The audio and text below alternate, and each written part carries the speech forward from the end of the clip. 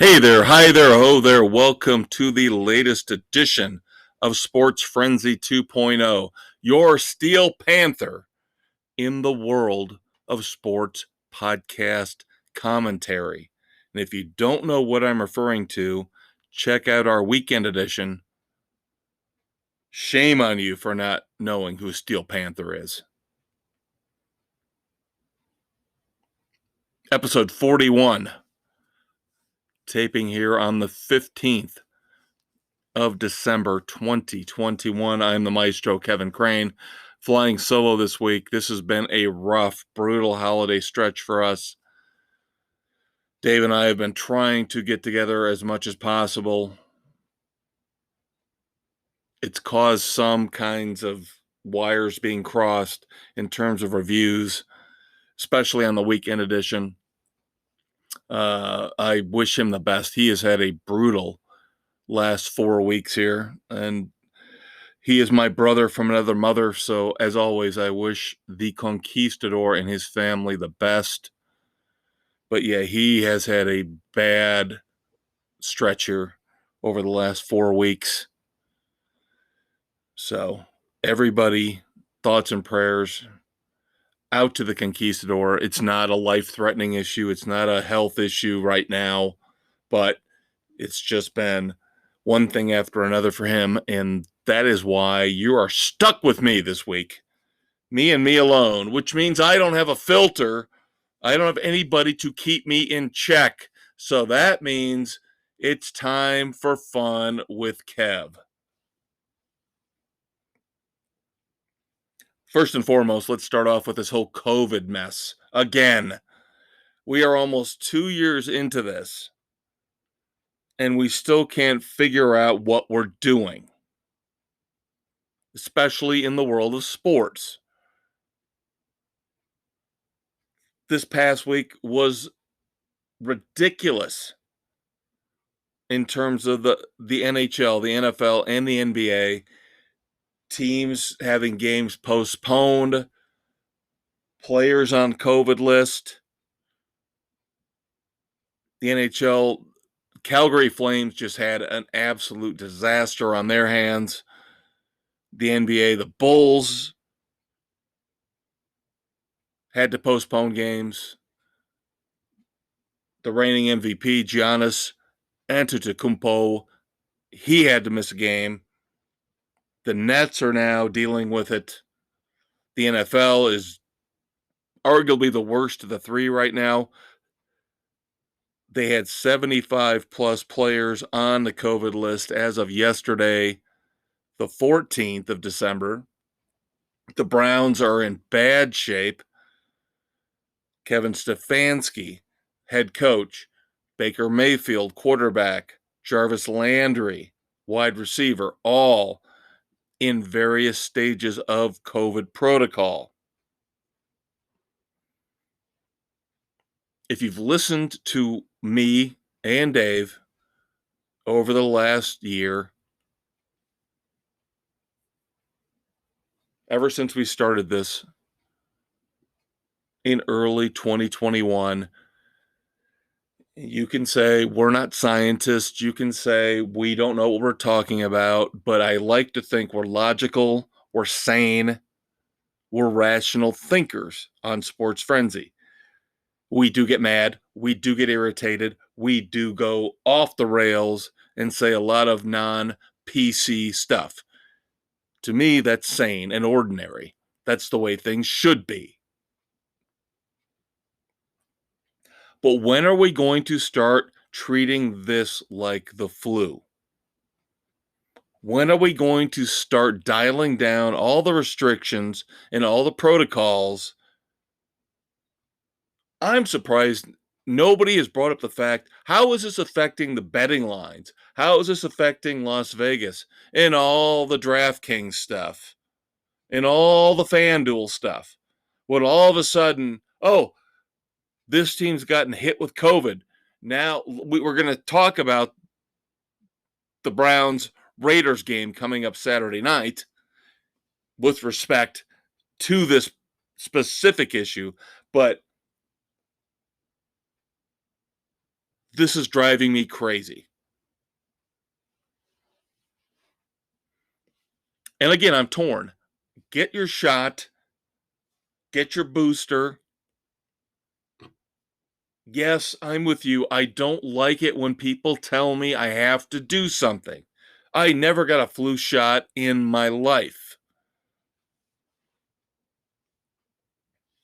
But now all of a sudden it's more serious. Now all of a sudden it's you better do this or you can't do anything.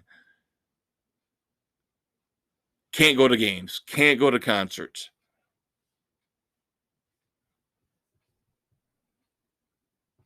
There's something going on here, people. And I'm not trying to be a conspiracy theorist, although I respect and sometimes in some instances admire them for being gutsy enough, ballsy enough to come out and say what some of us are thinking.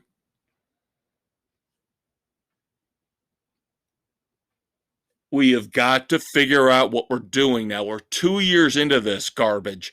Let's stop messing around. Let people go back to living their lives.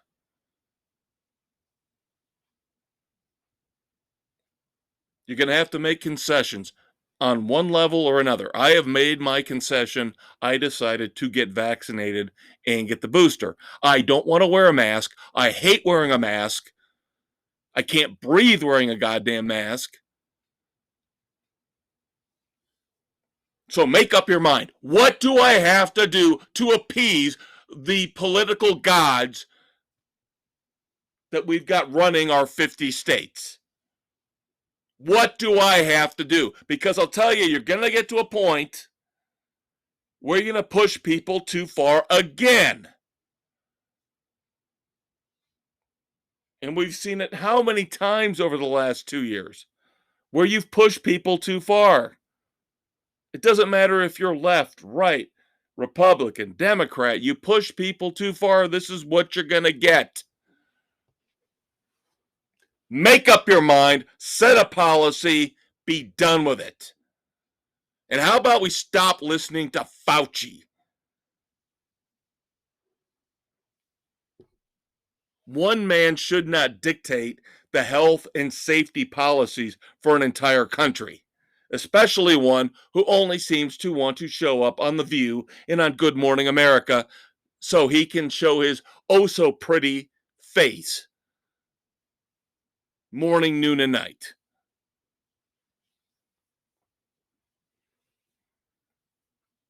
All right, I'm done ranting. Again, this is affecting sports. That's why I felt I had to address it. So we move on. The NFL. This time of year, as always, the NFL is segment one. Do I have to talk about the Bears? Do I really have to? Our owner, Aaron Rodgers, beat us again. Sunday Night Football, 45-30. Yes, there was a glimmer of hope. We had a couple big plays that kept us in the game for half the football game. But Aaron Rodgers picked us apart, made us look stupid again. Threw for over 300 yards, threw for 4 TDs, no interceptions. Child's play. Child's play for him. And you guys know I don't like Aaron Rodgers. I don't like Mr. Lateral Thinker at all. And it's not just because I'm a Bears fan.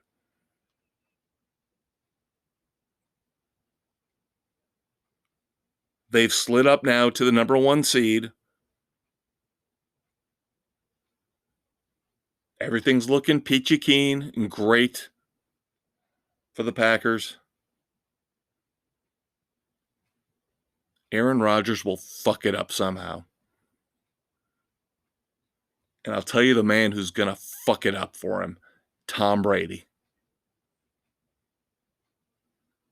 The GOAT will beat Aaron Rodgers. Doesn't matter if it ends up being in Tampa. Doesn't matter if it ends up being in Green Bay. Tom Brady has played in shitty weather for the majority of his career. Tom Brady will beat Aaron Rodgers. And again, Aaron Rodgers will go down as the most overrated quarterback of all time. Yes, he makes unbelievable throws. Yes, he's a Hall of Famer. That doesn't make you one of the best of all time, bud.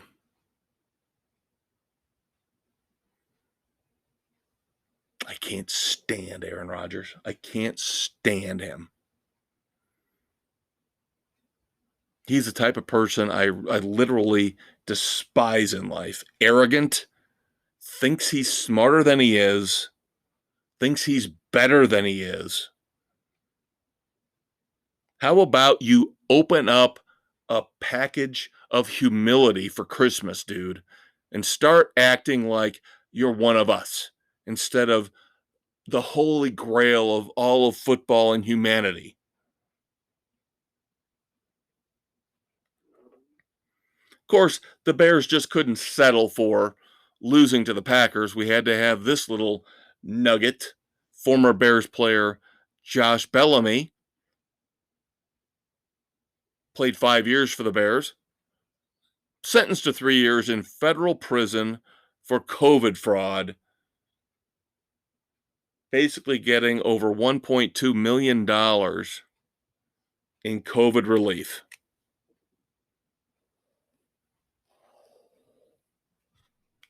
I know you're never going to be perfect as an organization. There's always going to be somebody in there that's going to trick you, that's going to fool you. Ask Tampa Bay right now with Antonio Brown.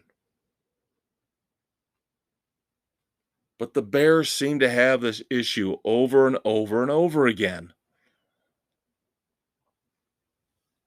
And now the rumors are, in terms of what's going to happen next year, once Matt Nagy's gone, once Ryan Pace is gone, they're going to let Trace Armstrong, a coach's agent, come into the organization and take over a big part of football operations and basically bring his client, Brian Daboll, with him. And Dave has talked about this. Dave was on this. He's heard it. This is the Bears' first choice as the next head coach. I hate the pick. I hate the fact you're going to pull an agent in. I don't care if he's a former Bear to run part of football operations and then bring his client in as the next head coach. Did anybody pay attention to what the Mets did a couple years ago? See how that worked out? When you start bringing agents in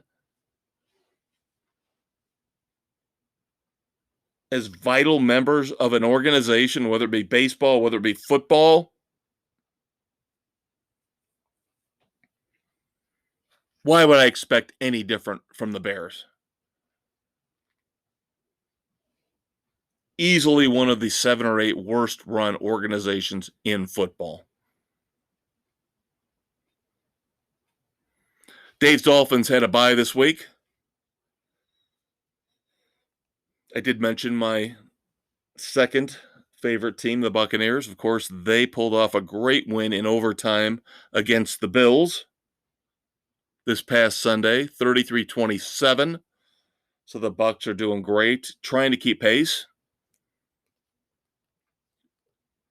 with the aforementioned Packers. So at 10-3, they are one slot removed from that first round bye.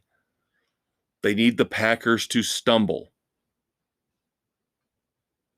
I don't know if that'll happen, but I still have faith that Tom Brady and the Buccaneers could even go into Lambeau and beat the Green Bay Packers. Las Vegas is getting the 2024 Super Bowl. Shocking. Shocking. The NFL swore off Vegas, didn't want gambling. Remember, this is a decade ago. Didn't want anything to do with gambling. Now you can't get away from the advertisements, the commercials.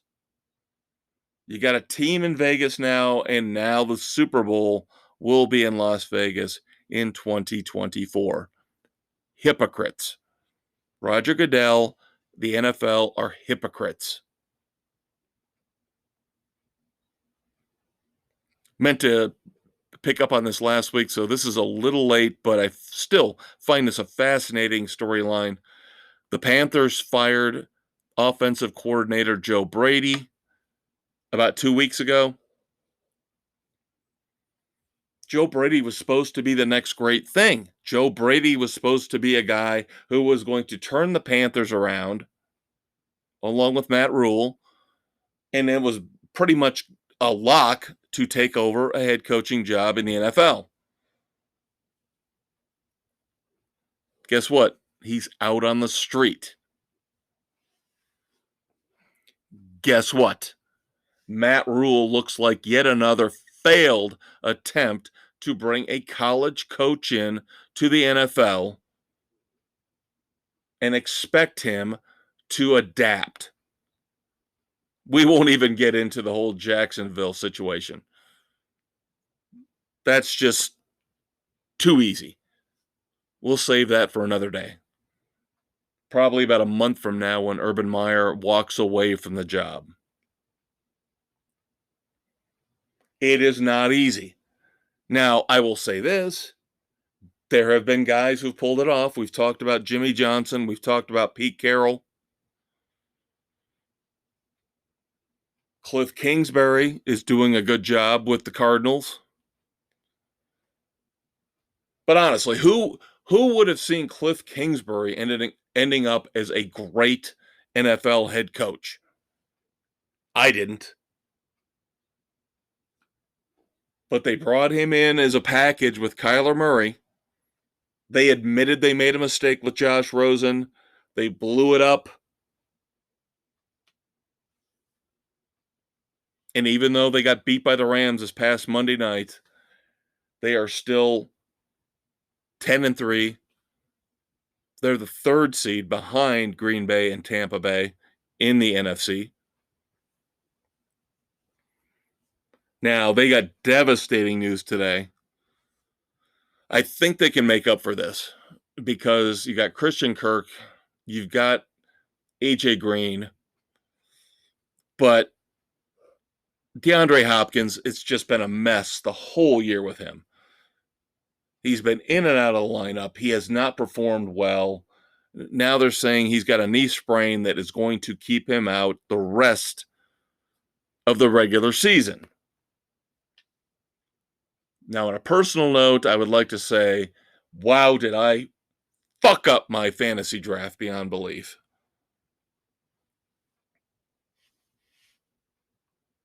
First round, Dalvin Cook. He's been okay. Last week he was phenomenal. Won the game for me last week. I've still got a shot at getting in the playoffs, but I need to win against a very good team this week. If I win, I'm in. But now I'm without DeAndre Hopkins. He was my second round pick. My third round pick was Calvin Ridley. So there you go, kids. How about that for second and third round picks? DeAndre Hopkins and Calvin Ridley. They destroyed my fantasy team this year. I have been scrambling every week to try to make up for the fact that those two have been out, injured, decided not to play. In terms of real football, again, I think the Cardinals might actually be better off now knowing he's not going to be there. Hopkins will not be there. Zach Ertz was a nice pickup for them. Again, Kirk, Green, they've got Connor. Edmonds should be coming back. I think they'll be okay. But this will be a really true testament to how good of a coach Cliff Kingsbury is. Because are they going to fade out again like they have the last couple years? Other injuries in the NFL. of note. Josh Allen has a sprained foot. The Bills are in trouble. Looks like Josh Allen will be okay, be good to go. But right now, I mean, they had brutal back-to-back games between the Patriots and the Buccaneers. This is not turning out the way the Bills and a lot of us, including me, thought it was going to for them this year. I had the Bills pegged as a Super Bowl team. Not looking too good right now. And I think we talked about this last week. I don't like the running back by committee that they have. It's a weakness. It's a big weakness. There are teams where it works, but I just don't like it. Pick a lead back and go with him. Lamar Jackson's hurt.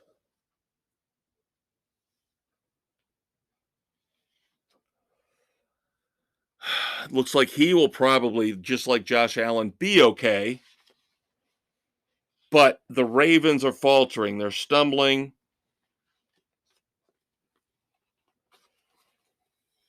Lost a crucial game this past weekend to the Cleveland Browns in Cleveland, 24-22.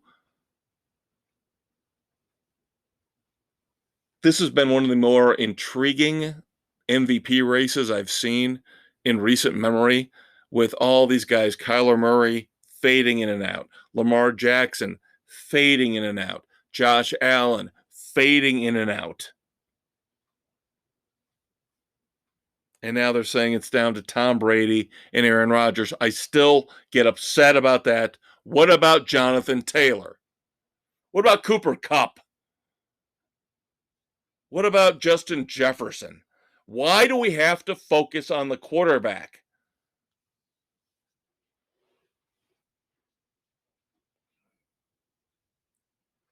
If the Colts make the playoffs, if Jonathan Taylor runs for 1,800, 1,900 yards and scores 20 touchdowns, 25 touchdowns, why can't he be considered for the MVP?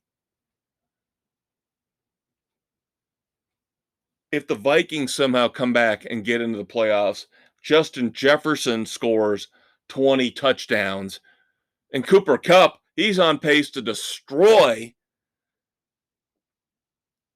the number of receptions in a year. And that's not even counting the extra game. If he gets the Rams into the playoffs with Robert Woods out for the year, how is he not considered an MVP?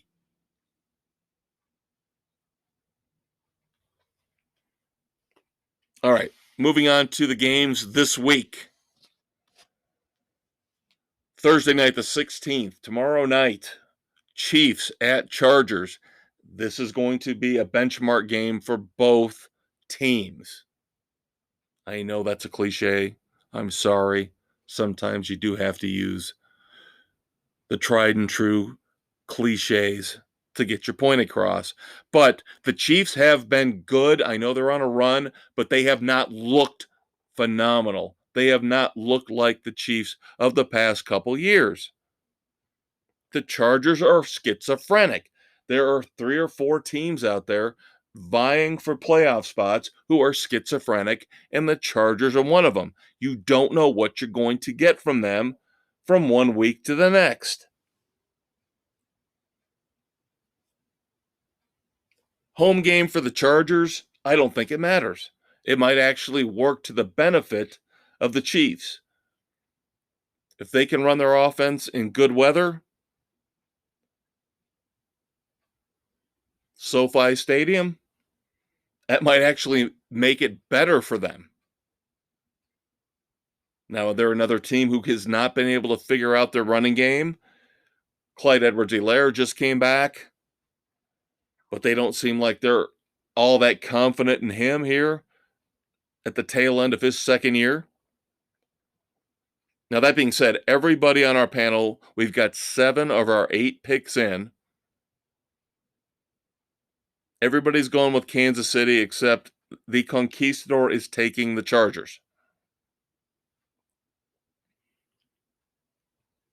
That's why I said it's a benchmark game. If the Chargers can pull this off, then they knock themselves right up into a virtual tie with the Chiefs, shakes up the playoff picture.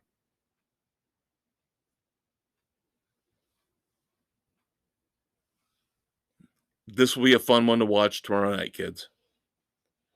We've got Saturday football now. Now that the college season is wound down and the bowls are starting, the NFL poaches Saturday nights now. 2 really good games. First off, the Raiders go into Cleveland to play the Browns. This brings up the COVID situation again. The Browns are being torn apart by COVID.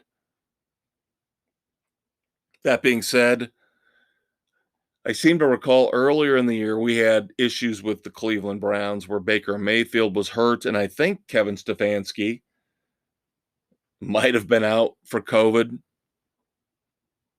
and they still won the game with Case Keenum.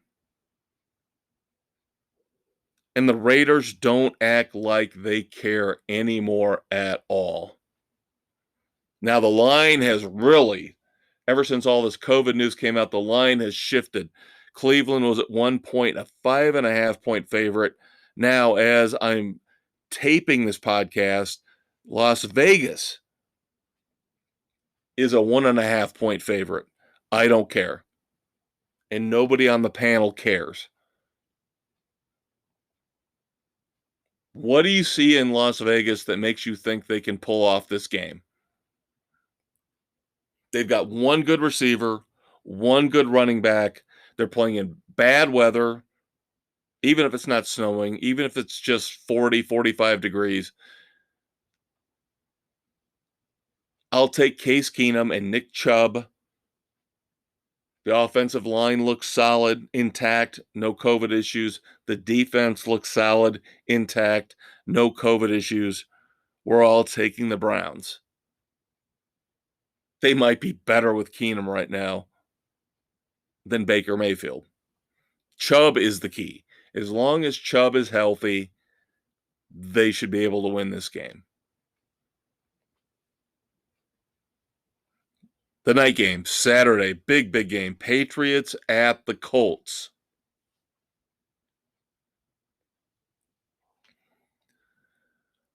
I have really been too high on the Colts all year. They started off slow. They got on a run. They're back to 7-6. Of course, everybody loves the Patriots now. Everybody's on the Patriots bandwagon again. And of course, I admire Bill Belichick. I admire what he's done. This could be his best coaching job ever. But it seems like we say that every year with him.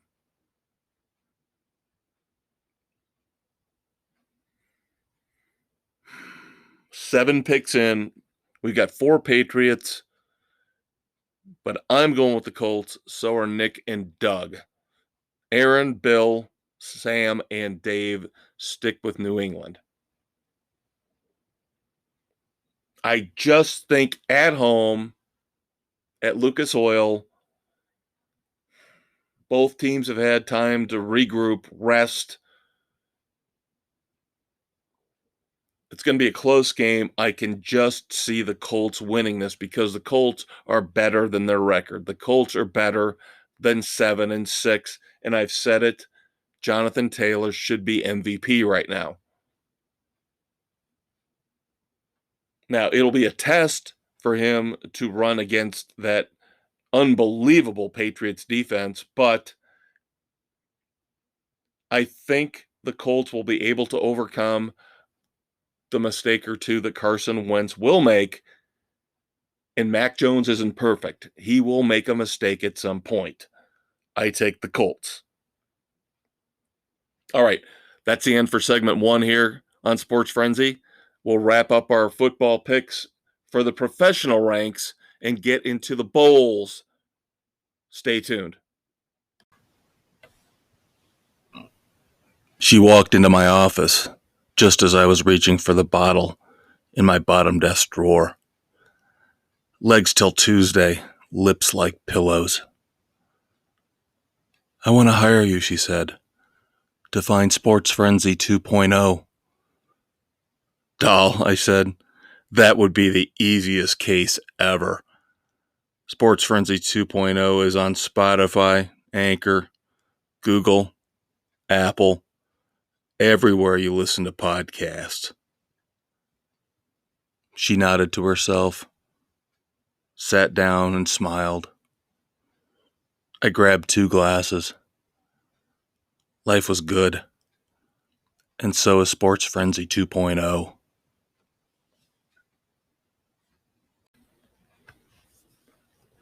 Hey everybody, welcome back to Sports Frenzy, segment 2 here. We are taping on the 15th of December, 2021. I'm the maestro, Kevin Crane, flying solo this week. The Conquistador has had some issues. I wish him the best. He is dealing with a really rough fall and winter right now, the last month or so. My brother from another mother, I wish him the best. Just life, just stuff that happens in life. It's bit him on the ass, so you're going to have to deal with me alone this week. We got to wrap up our picks for the NFL. Some spillover from segment 1. We move on to Sunday, December the 19th. Of course, we're picking the biggest games of the week. Washington at Philadelphia. The NFC is kind of a mess when it comes to the bottom part of the playoff picture. This is why I wish they had never added this extra team, trying to turn them into the NBA and the NHL. Too many teams involved. As of right now, Washington would be in with a 6-7 record. That's ridiculous. It's stupid.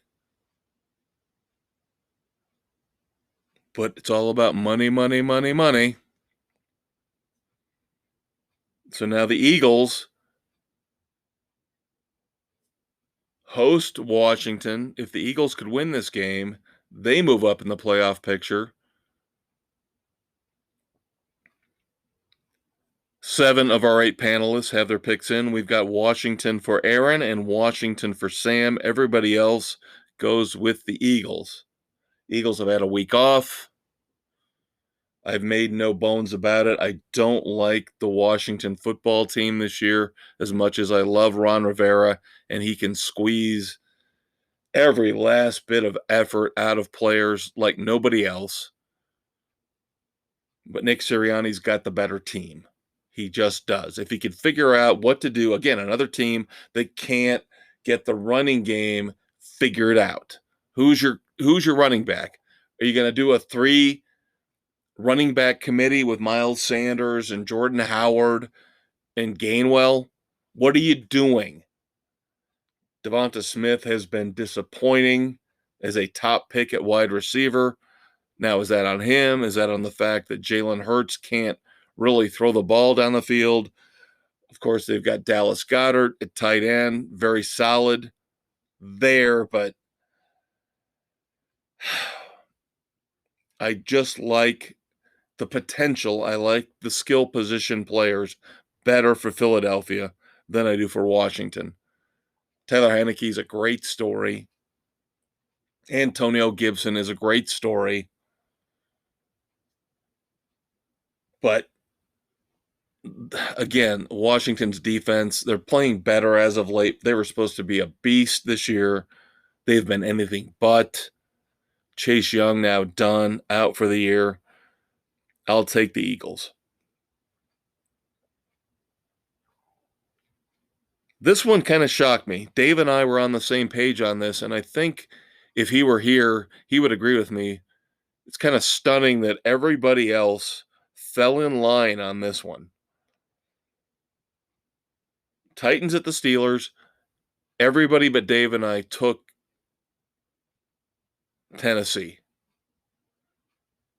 Dave and I are taking the Steelers at home. What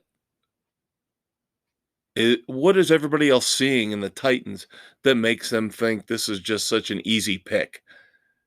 The line's 1.5. Okay. I don't understand the line either, but okay, it's 1.5. It's not overwhelming in favor of Tennessee. And they're a road favorite. Pittsburgh was on a short week last week, came back, almost beat the Vikings on the road. Despite Chase Claypool being an idiot, despite Ben Roethlisberger looking like he was 70 years old, they've still got one of the best young running backs in the league. If Claypool can get his head out of his ass, he and Deontay Johnson are a really solid 1-2 punch. The Titans don't have Derrick Henry, people. Haven't you realize that? When are you going to realize that? The Titans don't have Derrick Henry anymore. Their backfield is a mess. Yes, they beat Jacksonville last week. What was it, 20-0? Whoop-de-frickin-do.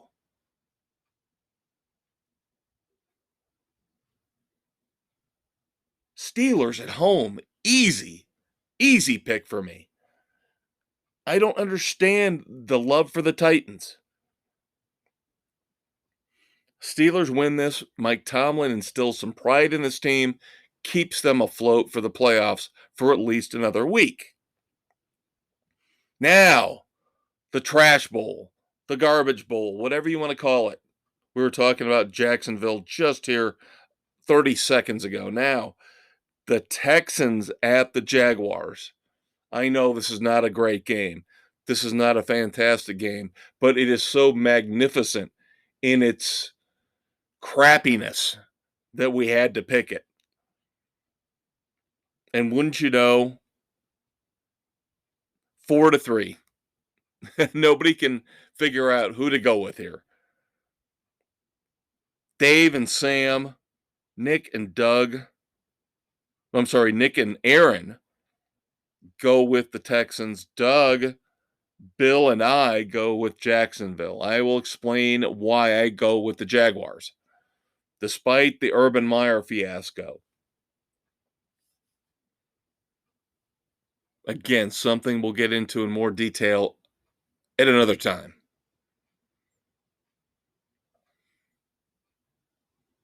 If Trevor Lawrence, the number 1 overall pick in the NFL draft, can't beat Davis Mills,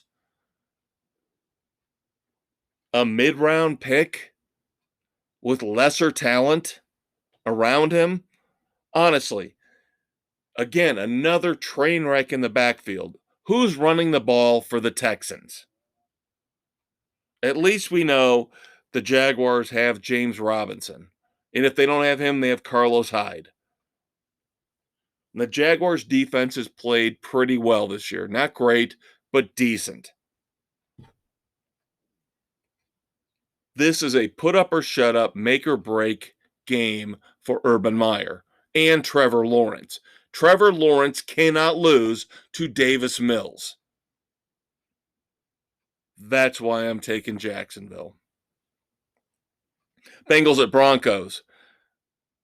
Who would have thought the Broncos would be 7-6 at this point? And the Bengals, okay, if you told me they would be 7-6 before the season started, I would have said, okay, that's not bad. But the way the Bengals have played, 7-6 almost seems disappointing because they are so, and again, a schizophrenic team like the Chargers. You don't know what you're getting from week to week from these guys. Joe Mixon's awesome. Jamar Chase, awesome. You got T. Higgins. You've got a solid defense for the Bengals, yet they can't get out of their own way. They lost last week in overtime to the 49ers at home because the defense couldn't stop the 49ers on one drive in overtime.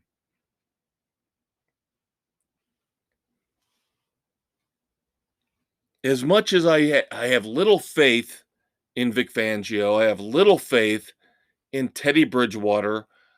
I don't know why, but I'm doing it. I'm picking the Broncos at home.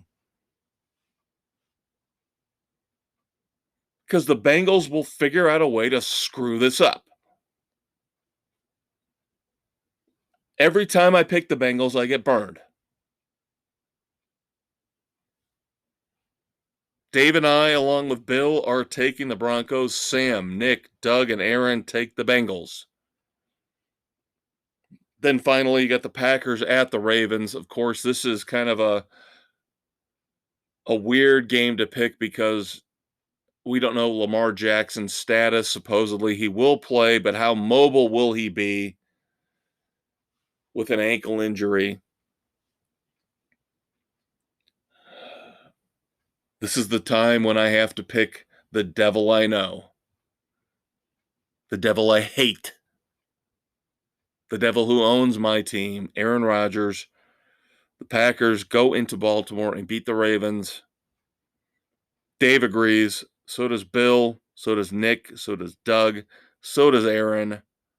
Sam is the only one who thinks that somehow Lamar Jackson, hobbled as he is, will figure out a way to beat the Packers in Baltimore.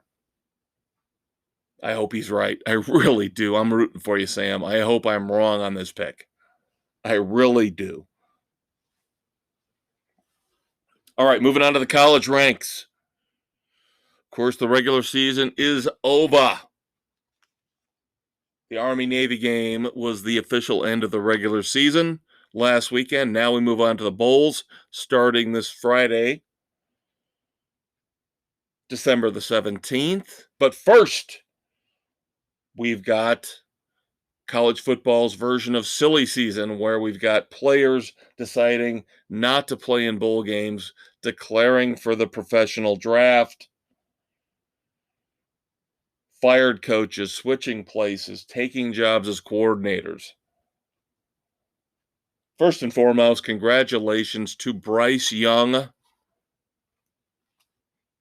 Heisman Trophy winner.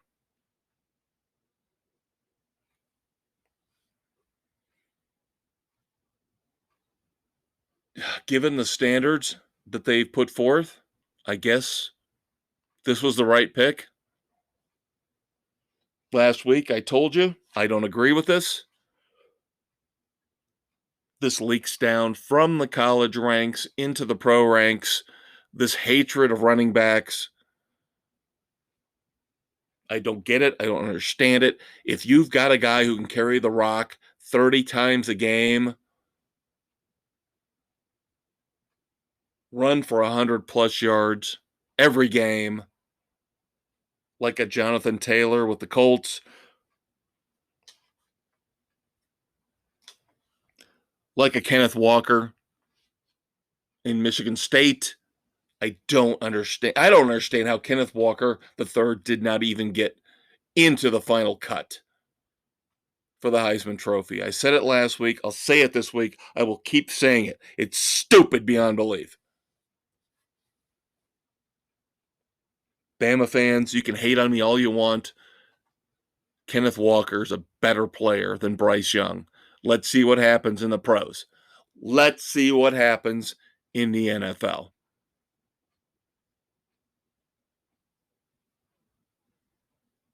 Spencer Rattler, one of the most highly praised quarterbacks out there, was a preseason Heisman favorite, ironically. That whole mess in Oklahoma this year, he is moving to South Carolina.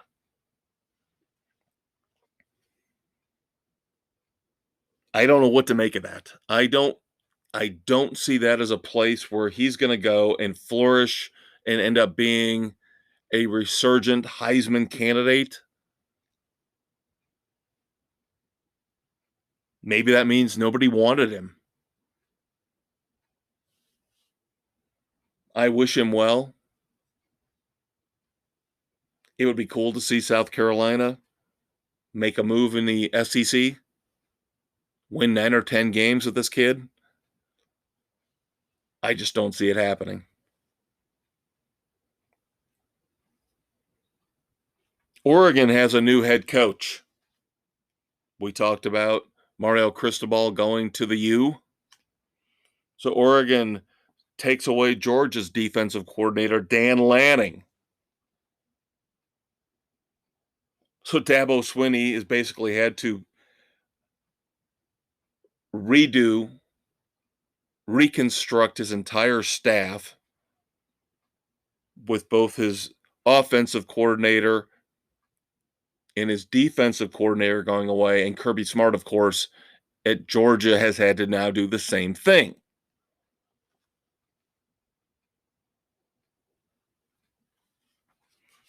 Speaking of the U,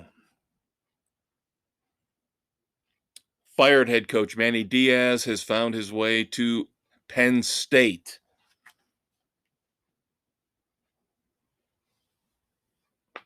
He will be the defensive coordinator under James Franklin. Florida State, interesting. We got to talk about them for a couple minutes here because honestly, they have not been relevant in 3 or 4 years.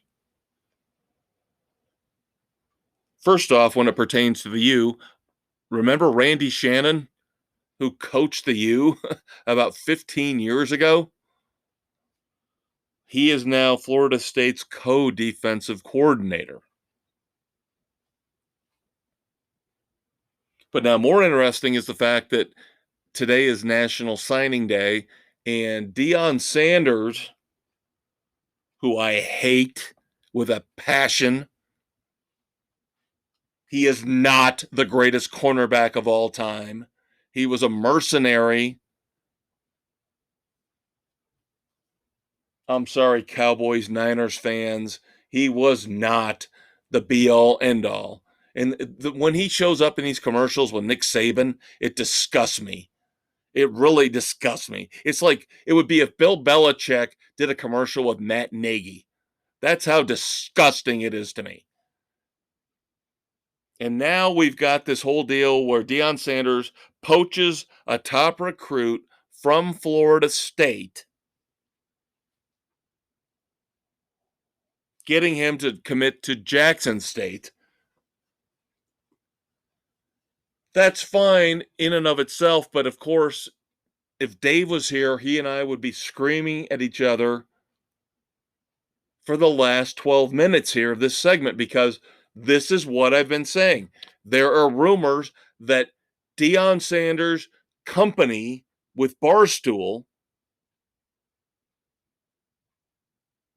are paying this kid under the table, an NIL, whatever you want to call it,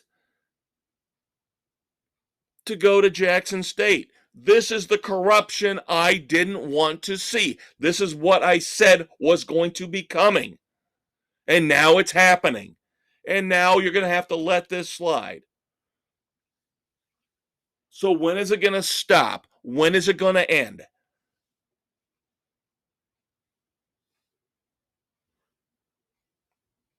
Shocking that Deion Sanders wouldn't show little, if any, maturity in his dealings to try to make himself look good at Jackson State. Shocking beyond belief. Finally, before we move on to our bowl picks, Notre Dame gets a hit as they head into the Fiesta Bowl. Top running back Kyron Williams, along with safety Kyle Hamilton, will not play against Oklahoma State. They are heading to the NFL draft. The one thing I have to question with Kyron Williams, he is listed, the last I saw, as the 4th best running back coming out of the college ranks heading to the NFL draft. As I have said, you've noticed the theme throughout this podcast episode. Running backs are undervalued. Where does Kyren Williams think he's going to get drafted? Is it really worth it to get drafted in the 3rd round? Najee Harris barely made it into the 1st round for the Steelers last year. Think about it. If you're the 4th best running back in this draft, you are not going anywhere better than high 2nd, low 3rd at best. And I know a couple $1 million is more than I'll see, more than you'll see, more than most of us will see. I still don't know if the gamble is worth it when he would have been a serious contender for Player of the Year, Heisman Trophy next year at Notre Dame. All right, Bulls.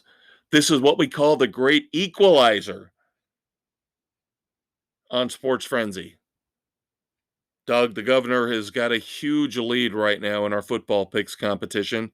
He is 10 up on the Big Blue W, but this has been a disastrous year. Usually we pick somewhere between 63, 68% correct straight up. But restrictions were put in. Plus, this has been a crazy, wacky year. So right now, Doug, right around 58% is killing the rest of us in football picks.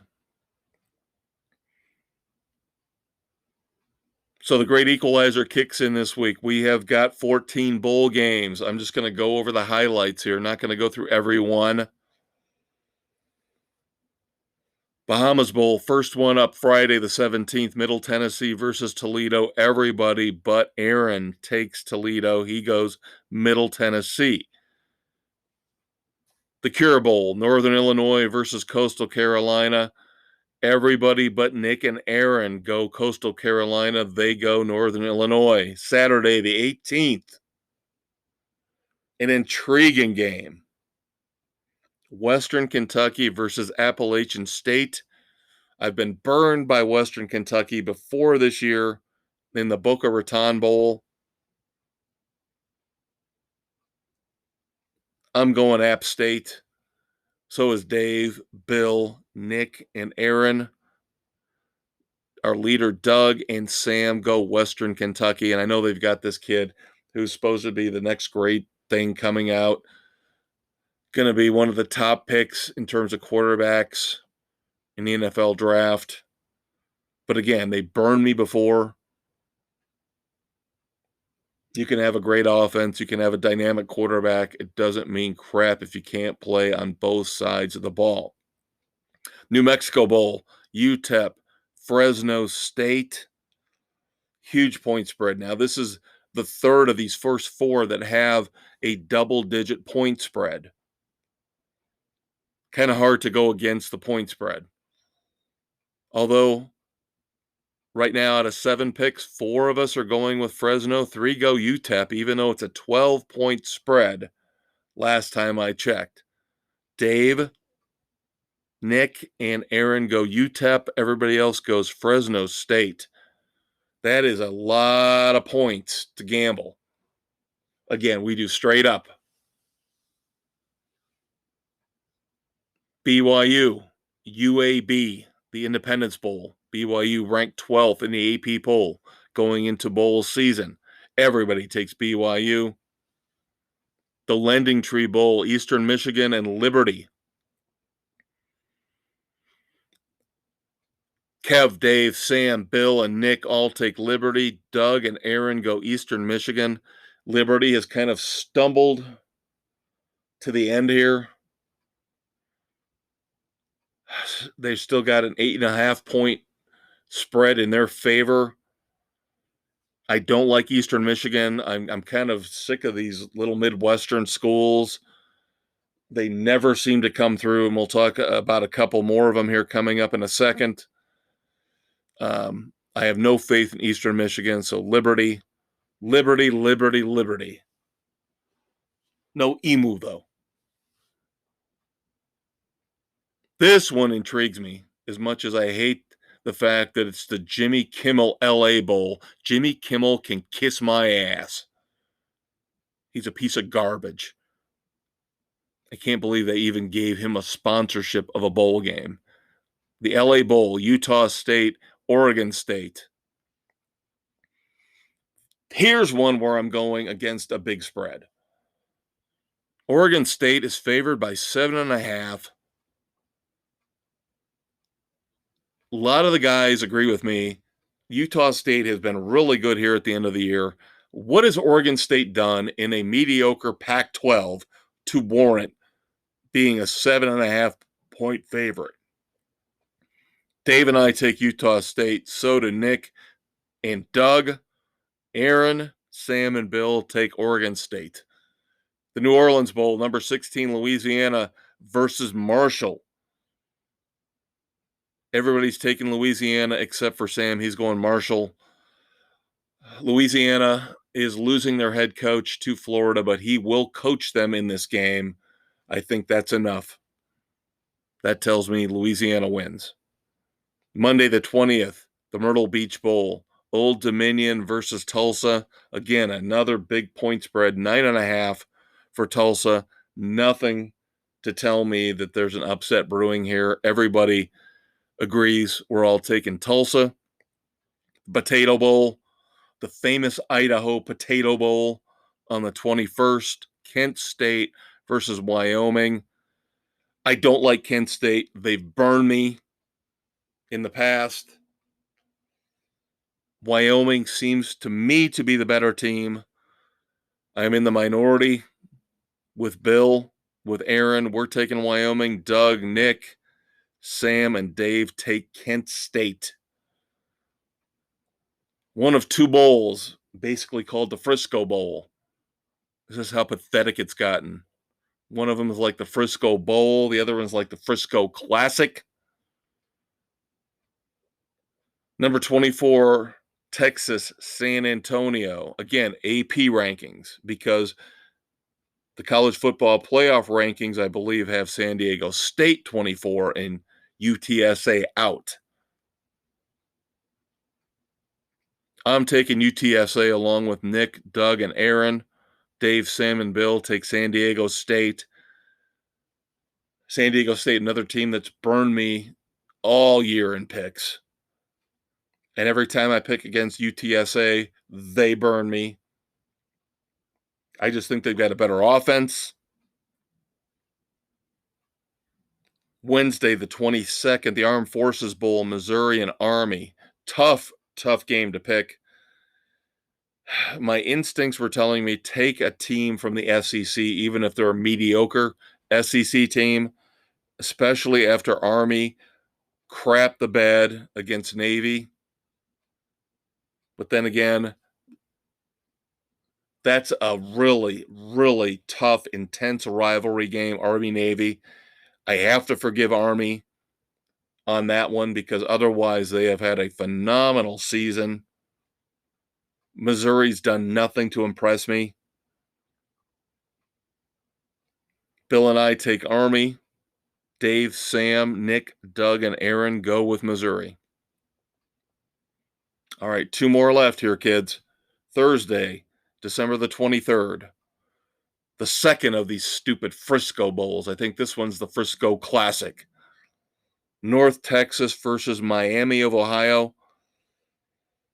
Again, going back to what I said earlier, these Midwestern schools drive me crazy. None of them seem to want to step up and be great. Eastern Michigan, Central Michigan, Western Michigan, Miami of Ohio. I'll take North Texas. North Texas got off to an awful start, but they played really tough competition, fought their way back into bowl contention at 6-6. I love them. So does Dave. So does Sam. So does Nick. So does Aaron. Doug and Bill take Miami of Ohio. And finally, in the first round of the Great Equalizer, our NCAA Bowl picks for 2021-2022. The Gasparilla Bowl, UCF versus Florida. I don't understand why anybody would pick UCF here. UCF has been unimpressive this entire year. Yes, Florida has been unimpressive as well, but they have played in the SEC. They got rid of their coach. They're talented.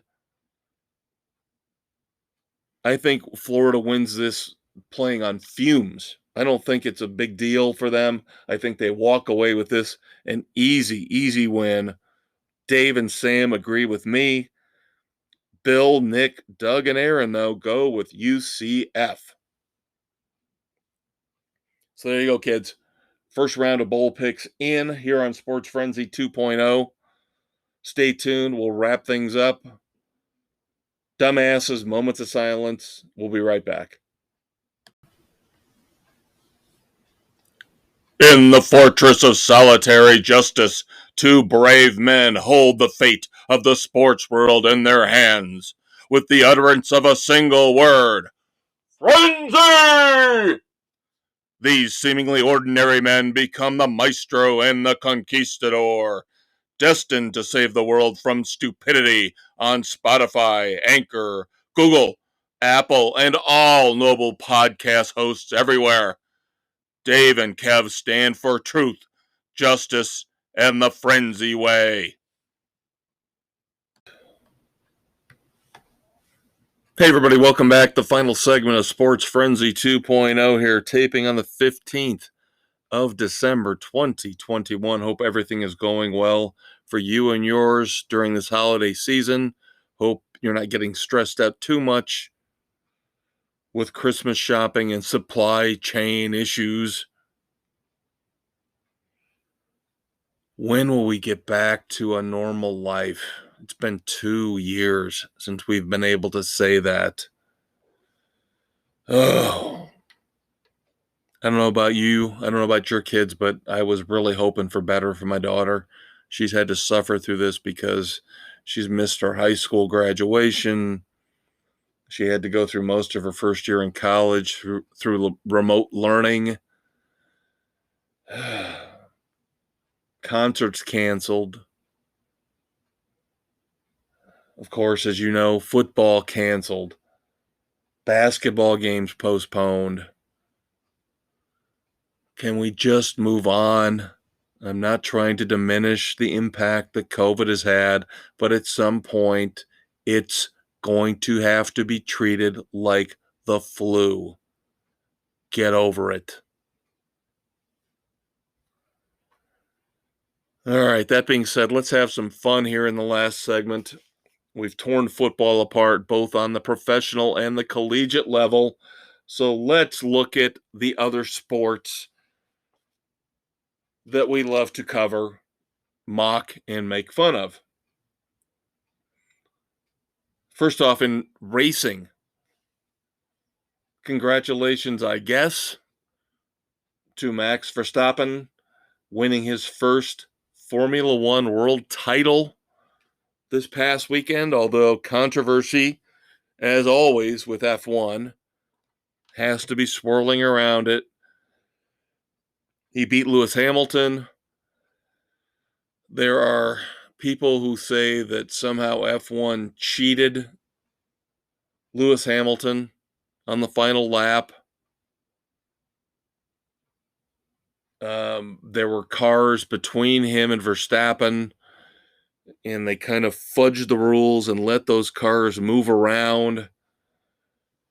Verstappen got to go in, get new tires, so basically Lewis Hamilton was stuck with Verstappen right behind him on the last lap with new tires. I don't know enough about F1 to really be a judge one way or the other. I've seen this stuff in NASCAR.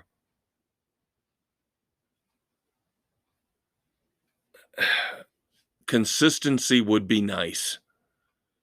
Consistency would keep controversy out of the picture, out of the mix. But just like the NFL with the officiating this year, Just like baseball with the strike zone, there is no consistency. And it makes you wonder, what's at play behind the scenes? And again, with sports betting becoming so much more prevalent, it really makes you wonder what is going on when some of these calls, some of these decisions are made by people up in the booth, people in New York, people in whatever headquarters we're talking about.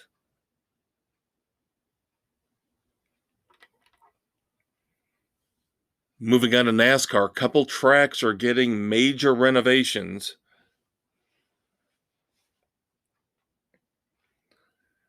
Worldwide Technology Raceway, of course, we talked about they're finally getting a Cup Series race this coming year in 2022. They have announced they are going to have $40 million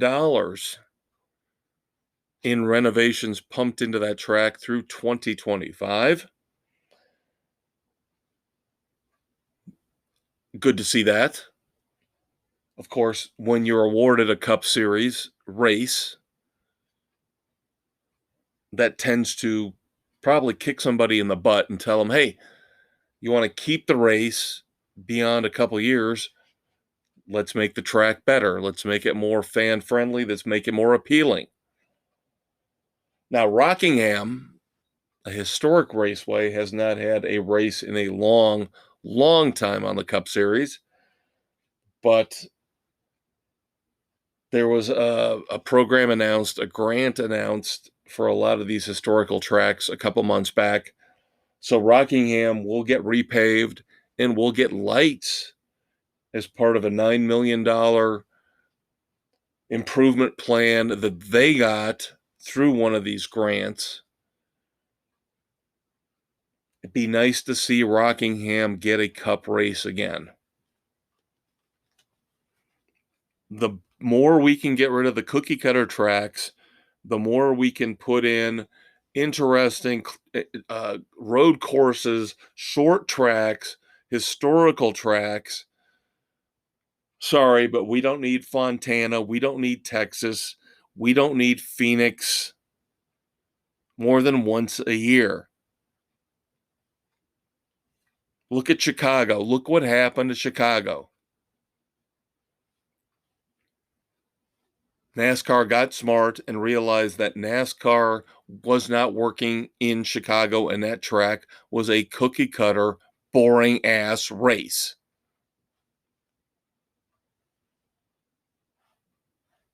So NASCAR has finally, over the last couple of years, figured out they have got to make some bold moves, some bold statements with what they do with the schedule, with what tracks they decide to put on the schedule, especially for the Cup.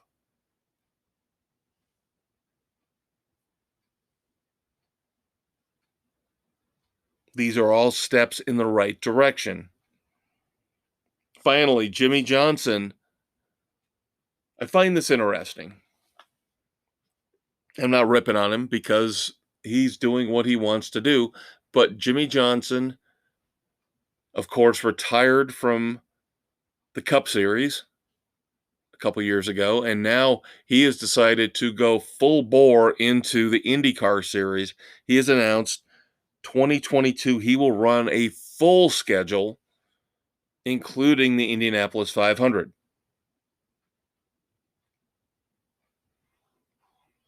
So now I don't know if this means he was unhappy with what was going on with NASCAR. He probably maybe felt like he'd accomplished all he could. And now he's trying to prove he can do it somewhere else. Kind of the opposite maybe of a Tony Stewart. Because remember, Tony Stewart was a big IndyCar guy and then came into NASCAR.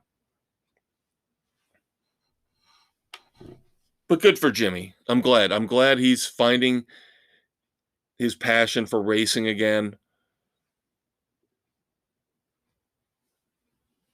I hope he does well. I really do. Moving on to basketball, congratulations to Steph Currie. I don't know how much significance I'm going to put on this record that he set last night at Madison Square Garden, but Steph Curry set the record for most three-pointers hit in a career, passing Ray Allen. Steph Curry is now, as of last night, sitting at 2,977 three-pointers made. With the way the game has changed, though, I really don't know how significant this record is. And I'm not taking anything away from Steph Curry. If you have listened to the show, since its inception, I have said Steph Curry is better than LeBron James. Steph Curry is probably the best player we've got out there right now. Some would say Kevin Durant. I say Steph Curry. And it's not just because he can hit the three. He is the best shooter I have ever seen in my life in basketball. And he's gonna set a mark here that I don't know if it can ever be reached.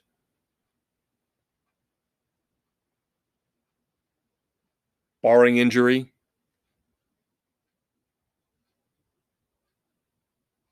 One other interesting note on the NBA front.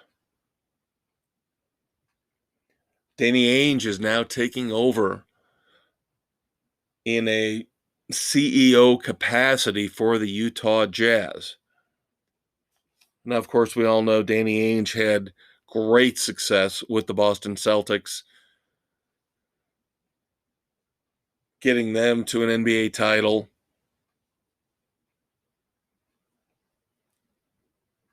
Utah is a perfect fit for him, of course, because if you remember, he played basketball at BYU. This will be really interesting to see what he can do with the Utah Jazz. They have really good building blocks. They have really good players. They've been pretty much a very stable, well-run organization. Now, can he bump them up to the next level? I would say the only problem is you've got Phoenix and Golden State blocking your way. So right now, the ceiling to me is third best in the West.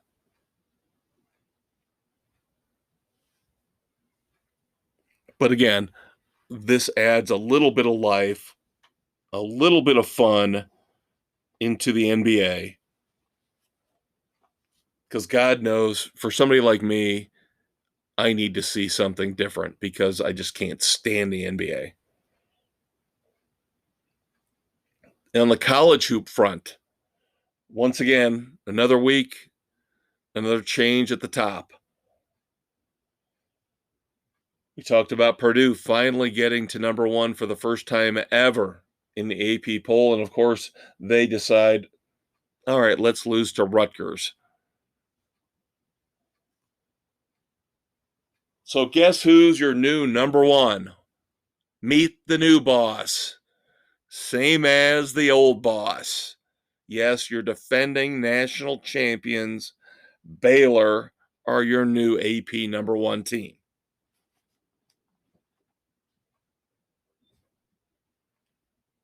Now, on a local front, the Notre Dame Fighting Irish actually pulled off another big win. They seem to do this every year or two. They have one of those monumental upset wins. They keep Mike Bray employed. They knocked off number 10 Kentucky 66-62. So of course Mike Bray will continue to lead Notre Dame into mediocrity and beyond for the next decade because now he's got another excuse for them to keep him on and give him another contract extension. Because Notre Dame in basketball settles for mediocrity in the men's program. Moving over to women's basketball, this was kind of interesting. Georgia Southern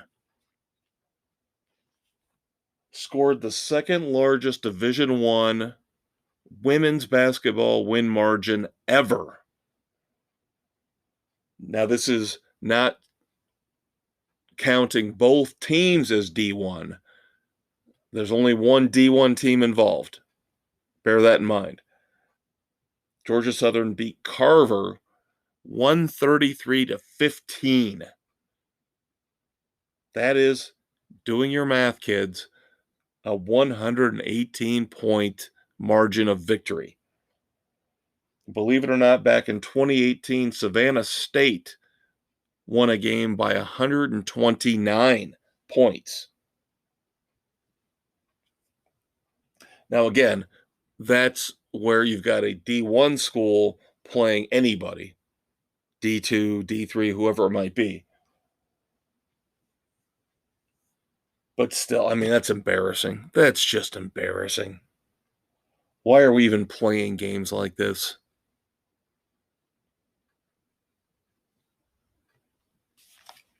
Spring football is not dead. There is always somebody who wants to keep football alive past the end of the NFL season. In 2022, it is the USFL. Yes, the USFL is coming back. And they just got a little bit of a boost here where now NBC has joined Fox as a broadcast partner for the USFL 2022 season. Of course, you could see this coming. Some of the games will stream on Peacock, but this is going to be interesting. Again, we see this happen time and time again where somebody with a ton of money thinks they can make spring football work. Of course, Dwayne Johnson thinks he can make the XFL work. That'll be coming in 2023, maybe. The thing that intrigues me about the USFL is that some of these teams are bringing back, I remember from when I was a kid, like the Birmingham Stallions, who I thought that was the coolest name, the coolest team ever. I've always wondered why you couldn't put an NFL team in Birmingham, the Deep South, in Alabama, the hotbed of football. I mean, you've got the best college football program in that state. Always amazed me that they couldn't make a go of it in Birmingham with the NFL.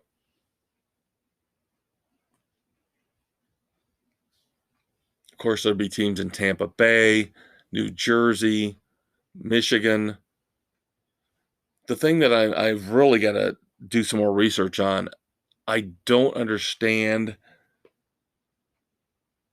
the whole concept of, and again, maybe I read this wrong, but they're going to play all the games in one city? And again, I know I read this, reread it.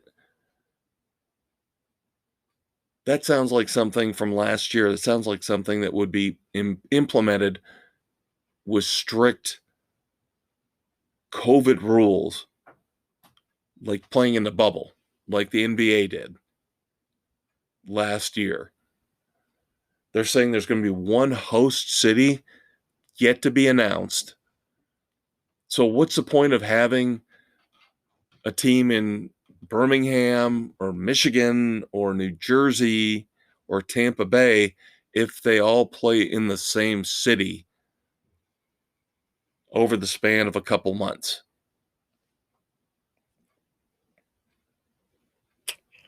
As always, I'll dig into it and I'll let you know what I find out.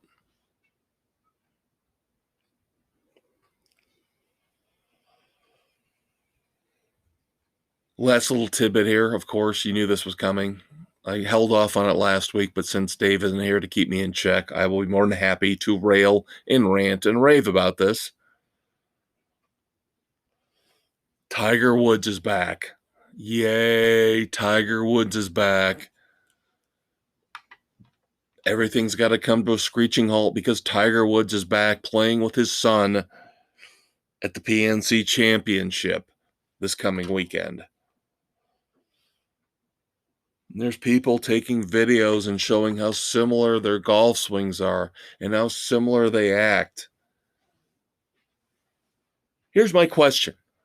Do you realize that the other golfers out there in the PNC Championship are also playing with family members? Tiger Woods doesn't warrant this kind of attention anymore. Yet the media continues to focus on him like some kind of fetish. Tiger Woods is a non factor. How about you acknowledge the other golfers and their family members in the PNC Championship and show video of them playing with their kids? But no, that would require a little bit of thought and caring, creativity, and common sense. Nobody cares about Tiger Woods except the media.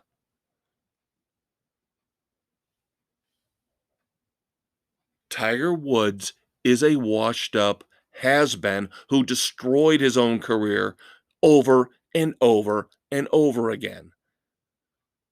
Just because he was good in his early career and got close to setting records, guess what? He would have been the greatest of all time if he hadn't pissed it away because of his ego, because he was selfish. And now you want to make him out to be father of the year. He is not father of the year. He's a scumbag. When will you people learn? When will you ever learn?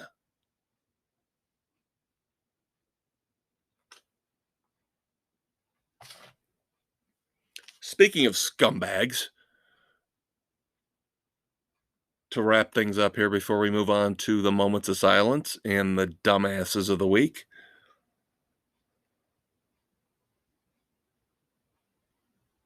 Auburn basketball is on probation. Bruce Pearl has been suspended for 2 games.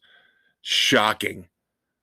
Bruce Pearl, another guy like Kelvin Sampson, they cheat, they lie, they manipulate. And the programs that pay them millions of dollars and bring them in, claiming they're going to make the program great again, at what cost? At what cost?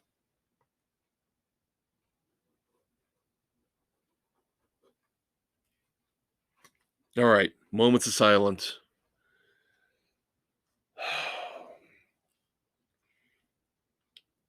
In racing, huge loss. Al Unser Jr., his dad, Senior, Al Unser Sr. passed away. 4-time Indy 500 winner. Legend in the world of racing.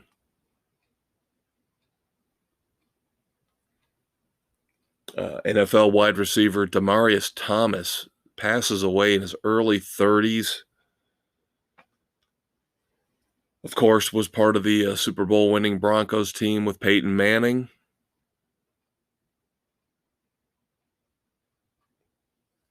All accounts, it was a seizure of some sort. No further details beyond that. And then a member of the Earnhardt family in racing, Danny Earnhardt Sr., passed away.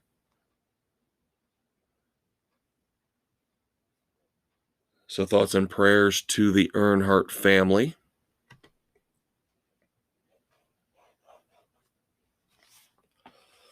So now, of course, as we always do, we pivot. Dave does that so much better than me. Pivot from our solemn moments of silence to raining ridicule down on the Red Foreman dumbasses of the week.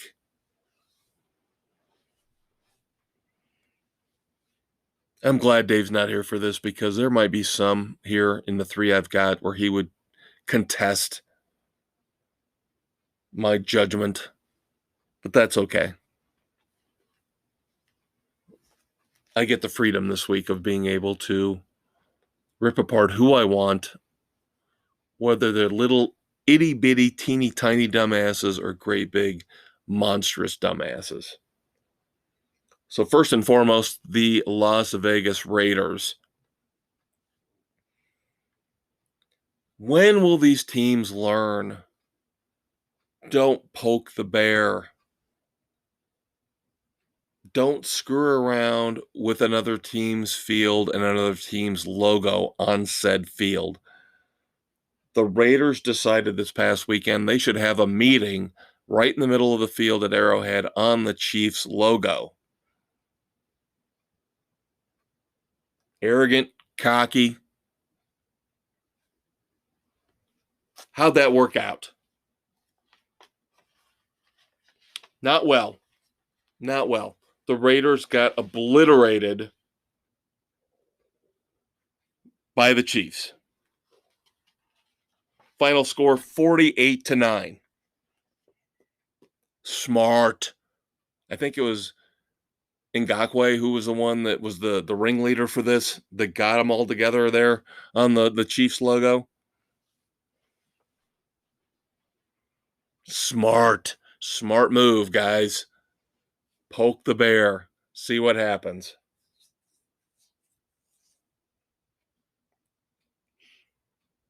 Second dumbass of the week. This is really the one where I think I will probably piss off a lot of people, and that's fine.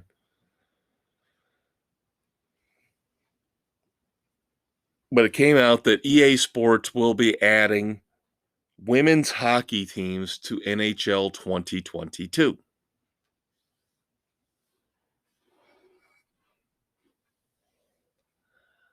Why? Why? Why? Why? Other than politically correct bullshit. I'm sorry, nobody cares about women's hockey. Nobody. Nobody cares about women's basketball. So does that mean now they're going to put WNBA teams on NBA 2K22? If they could sustain their own video games, then they would be made. Somebody would make them. But now we've got to glom them on to the games that are already popular because of political correctness. Hockey, golf, fine. These are sports where women and men can compete separately but equally. I know you snowflakes out there don't like to hear that, but it's the truth. Separate but equal. Guess what? It's part of the Constitution. It's the law. It doesn't have to be all together. Separate but equal is fine.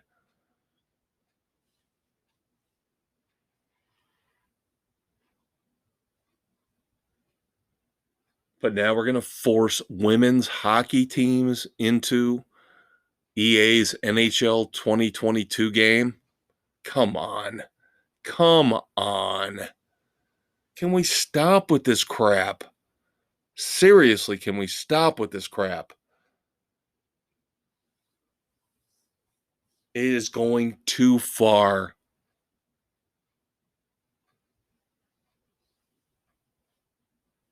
Finally, third and final dumbass as we wrap up Sports Frenzy 2.0 here on December the 15th, 2021. NBC talking about political correctness. Rumors are out there. If you've noticed, Michelle Tafoya has not been the sideline reporter here recently on the NBC NFL Sunday night games. People have been questioning why that's the case. Number one, Michelle Tafoya is awesome. Michelle Tafoya, I've always said if I was going to start my own sports channel, she would be one of the first women I would hire. If not number one, top three. She's fantastic. She's professional. She knows what she's doing. She holds herself at a high standard. And it's a shame, if the rumors are true, that she is getting dumped basically by NBC because she made a recent appearance on The View and ripped Colin Kaepernick. If that is true, the hell with NBC. The hell with the Peacock. Colin Kaepernick is a scumbag. Colin Kaepernick, you people worship him. Why? Why? Why? Because, oh, he stands up for the downtrodden and the impoverished, stands against racism. Bullshit. He markets himself so he can make money. How much did he get from Nike? How much did he get in his final year to not play football from the 49ers? And he wants to claim everybody's blackballed him? No, that's his choice. And he's going to make more money than you or I will ever see. To hell with him. I hope Michelle Tafoya lands on her feet and gets a great job. That's it for Sports Frenzy this week. I am the Maestro. Check out the weekend edition. We'll see you next week.